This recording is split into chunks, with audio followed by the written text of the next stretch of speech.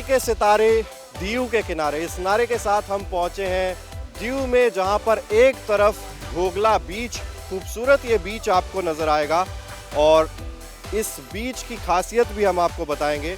और इस बीच के इस तरफ अगर आप नज़र डालेंगे दूसरी तरफ, तो यहाँ पर चल रहा है खेलो इंडिया बीच गेम्स का सेकंड एडिशन। पिछली बार के सफल आयोजन के बाद इस बार अब यहाँ पर दूसरा ये एडिशन खेलो इंडिया बीच गेम्स का आप देख रहे हैं।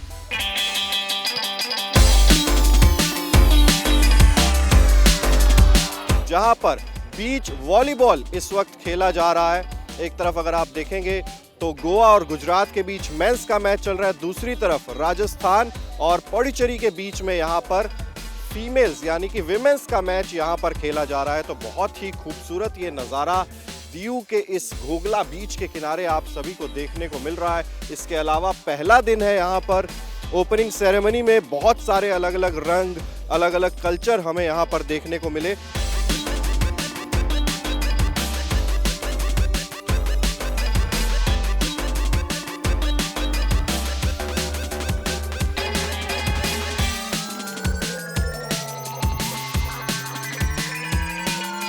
तो आज के दिन जो 4 स्पोर्टिंग इवेंट्स यहाँ पर होने वाले हैं, उसमें वॉलीबॉल का हमने जिक्र किया है।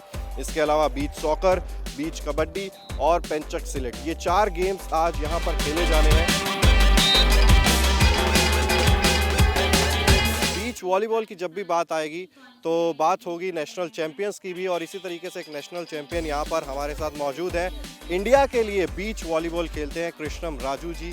बहुत सारे मेडल्स इनके खाते में हैं और इन्हीं से ही जानने की कोशिश करेंगे क्या क्या मेडल्स इन्होंने जीते। और यहाँ पर टेक्निकल ऑफिशियल भी हैं। कृष्णम राजू जी, सबसे पहले तो बहुत बहुत स्वागत है आपका इंडिया टीवी पर। Thank you. और जिस तरीके से ये बीच गेम्स यहाँ पर दीव में यहाँ पर ऑर्गेनाइज किए जा रहे हैं, सबसे पहले तो फैसिलिटीज़ किस तरीके की हैं और जो यंगस्टर्स आ रहे हैं उनको इस तरीके के प्लेटफॉर्म से कितना फ़ायदा मिलने वाला है? जो इंटरनेशनल से बहुत कमी नहीं होने के वो स्टैंडर्ड में खेलो इंडिया हर टाइम खेलो इंडिया वाले जो ऐसा खिलाड़ियों को अच्छा अकोमोडेशन, अच्छा फूड दे तो automatically their performance will be enhanced and अच्छा मौका मिल जाएगा वो लोगों को, क्योंकि वो कंफर्ट जोन में रहे तो automatically there perform will be very nice. तो उनका स्पेशली गवर्नमेंट ऑफ इंडिया का यही मोटिव है कि उसको अच्छा प्लेटफॉर्म देना है, अच्छा परफॉर्मेंस देने के लिए, तब उनका टैलेंट ऊपर आ जाएगा, तब बहुत प्लेयर्स ऊपर आ जाएगा। आप क्योंकि टेक्निकल ऑफिशियल भी हैं यहाँ पर और आप इंटरनेशनल लेवल पर बहुत हाई स्टैंडर्ड में आप खेलें, तो क्या लग रहा है आपको, क्या बिल्कुल उसी तरीके का प्लेटफॉर्म यहाँ पर दिया गया है? आपको लग रहा है कि अभी भी कुछ यहाँ पर और थोड़ी बहुत चीज़ें हैं जहाँ पर और हमें सुधार की ज़रूरत है? नहीं, हम लोग जो भी इंटरनेशनल लेवल जाके खेलते हैं उससे अच्छा फैसिलिटीज़ है, क्योंकि फुट के वजह से नहीं तो ऐसा वजह से उधर जाए तो हम लोग खाली बीच वॉलीबॉल ये ऑर्गेनाइज करते हैं, लेकिन इधर हर एक गेम को ऑर्गेनाइज कर रहे हैं, वो भी इतना हाई क्वालिफाइड जैसे कर रहे हैं। वॉलीबॉल और बीच वॉलीबॉल, इसके बीच में अगर टेक्निकली बेसिक डिफरेंस के बारे में बात की जाए तो क्या कुछ डिफरेंस है? क्योंकि हम सबको पता है कि ये बीच पर है, वो टर्फ पर अगर हम एक तरीके से देखें तो खेला जाता है। क्या बीच में इंजरीज के चांसेस थोड़े से ज़्यादा होते हैं? टेक्निकली आप क्या डिफरेंस लगता है आपको नॉर्मल वॉलीबॉल और बीच वॉलीबॉल में? टेक्निकली देखें तो आप वॉलीबॉल में देखें तो 12-14 जना रहेगा। उधर तो है कम्प्लीटली उधर है टीम गेम। अगर एक इंजर्ड हो गए तो भी बाकी बहुत जने रहेगा सब्स्टिट्यूट के लिए, और performance wise as a team जैसा खेलना पड़ेगा और बहुत कुछ है।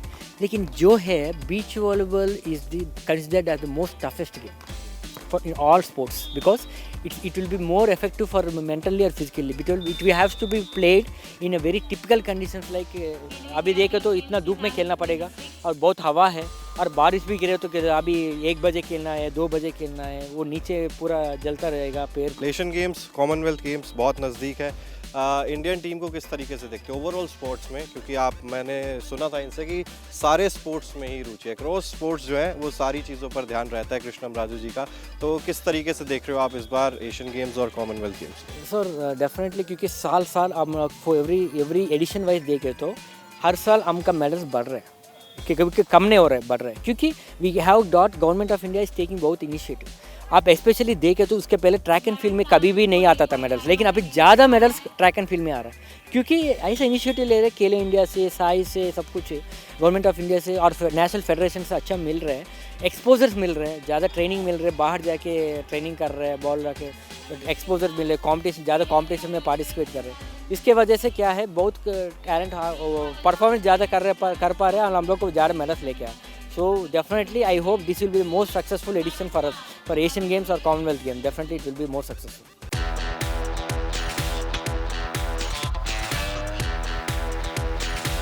मेरे पीछे आप देख सकते हैं इस वक्त बीच वॉलीबॉल का ये मैदान आपको नज़र आएगा और बीच वॉलीबॉल का मतलब है कि देश के बड़े बड़े स्टार्स अगर निकलेंगे तो यहीं से ही निकलेंगे और इसी तरीके के 2 स्टार्स मेरे साथ यहाँ पर मौजूद हैं. गोवा की टीम का प्रतिनिधित्व कर रहे हैं यहाँ पर राम और नितिन. बहुत बहुत स्वागत है आपका सबसे पहले तो इंडिया टीवी पर. Thank you. और जिस तरीके से ये बीच गेम्स दीव में हो रहे हैं, सबसे पहले तो यही कि किस तरीके का आपको लग रहा है यहाँ पर एटमॉस्फेयर, फैसिलिटीज़ जिस तरीके की हैं. आपका अभी हम गुजरात के खिलाफ मुकाबला देख रहे थे, बहुत शानदार अंदाज में आपने जीता, उसके लिए भी बहुत बहुत बधाई आपको. किस तरीके से देख रहे हो बीच गेम्स को ओवरऑल कि किस तरीके से यहाँ पर खिलाड़ियों को प्लेटफॉर्म मिलता है? मतलब देखा जाए तो ऑर्गेनाइजेशन और ये जो पूरा सेटअप जो किया है, मतलब ग्राउंड का भी, मतलब सब कुछ खाने का रहने का सब मतलब बहुत बढ़िया दिया है और मतलब जो हाई स्टैंडर्ड में देते हैं वही. और खेलो इंडिया मतलब हमारा गवर्नमेंट इतना बच्चों को फैसिलिटी दे रहे हैं खेलो इंडिया के द्वारा, तो आगे चल के मतलब इंडिया को जब ओलंपिक आएगा तो उसमें मेडल्स के बहुत ये रहेगी. यहाँ तो फैसिलिटी अच्छा है, ट्रांसपोर्टेशन भी अच्छा है और कोऑर्डिनेशन यहाँ के मतलब सभी मतलब है ऑर्गेनाइजेशन वो अच्छी तरह फॉलो अप कर रहा है. ये तो बढ़िया प्लेटफॉर्म है. यहाँ तो हर जगह खिलाड़ी आने को मतलब प्रोत्साहित होंगे. किस तरीके से तैयारी रहती है आपकी बीच वॉलीबॉल? क्या गोवा में आप प्रैक्टिस करते हैं? किस तरीके का रूटीन रहता है आपका वहाँ पर, या फिर आप गोवा के अलावा भी कहीं और प्रैक्टिस करते हैं? उसके बारे में थोड़ा बताइए. नहीं, हम दोनों मतलब गोवा में ही प्रैक्टिस करते हैं. मतलब हम वहाँ पे बीच पे ग्राउंड है और हमारे कोच है सूर्य सावन, तो वहाँ पे हम लोगों का प्रैक्टिस चलता है. और जब ऐसे टूर्नामेंट्स रहते हैं तो हम लोगों को मौका मिलता है. अच्छा मतलब अभी खेलो इंडिया में बीच वॉलीबॉल हो रहा है तो अच्छा मौका मिला हम लोगों को पार्टिसिपेट करने का. किस तरीके से देखते हैं आप आगे आने वाले टाइम में, जिस तरीके से मैचेस होंगे, किस तरीके से प्रिपेयर करते हैं? क्योंकि हम देखते हैं पहले की तैयारी को तो सब पता रहता है, सब कुछ प्रिपेयर रहता है, लेकिन जैसे जैसे मैचेस होते हैं आगे आगे कई बार तैयारी चेंज करनी पड़ती है, कुछ टैक्टिक्स स्ट्रेटजीज चेंज करनी पड़ती हैं. उसको किस तरीके से अपने आप को मेंटली प्रिपेयर करते हो? पहले तो देखा जाए तो हमारे कोच आधा % हमारा गेम स्ट्रेटजी माइंडसेट फॉलो करता है. कोच देखता है कि मतलब कौन कौन सा वीक पॉइंट आपका है, वो कोच प्रिपेयर बाहर देखता है और बाद में जब रेस्ट करने के बाद उधर हमें कोच एक्सप्लेन करता है. सो हमें ऐसा फर्स्ट मेंटली प्रिपेयर होना चाहिए. और आखिरी सवाल, मेडल गोवा के लिए बीच वॉलीबॉल मेंस में आ रहा है पक्का? कॉन्फिडेंस है इस बात का? हाँ, मतलब हम दोनों और दूसरा टीम भी हमारा है तो कॉन्फिडेंस है, क्योंकि हम दोनों पहले भी जीत चुके हैं नेशनल गेम्स में, तो ये भी हमारा मतलब मोस्टली हम लोग मेडल लेके जाएंगे.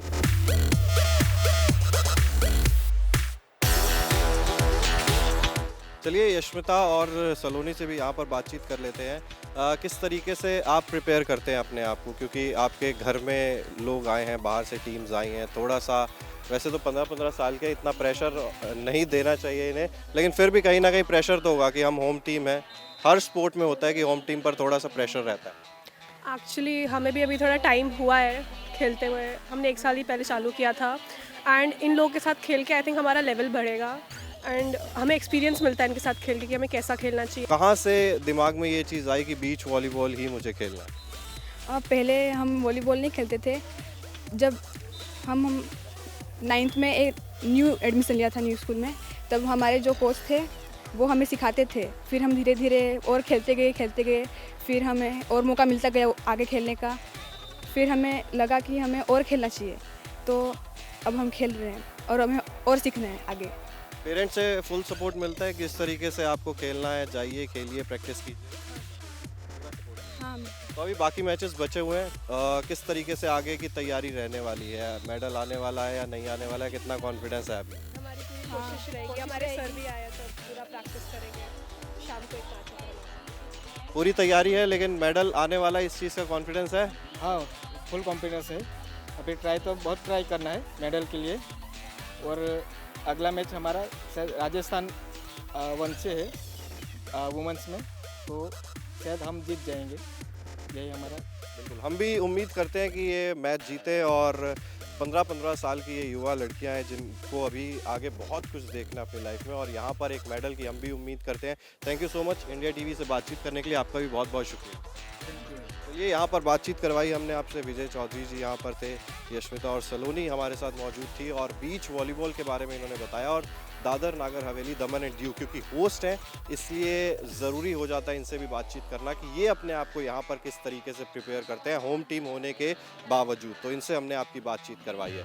कैमरा पर्सन राजेश्वर गुप्ता के साथ चिराग सुखीजा, दीव, इंडिया टीवी।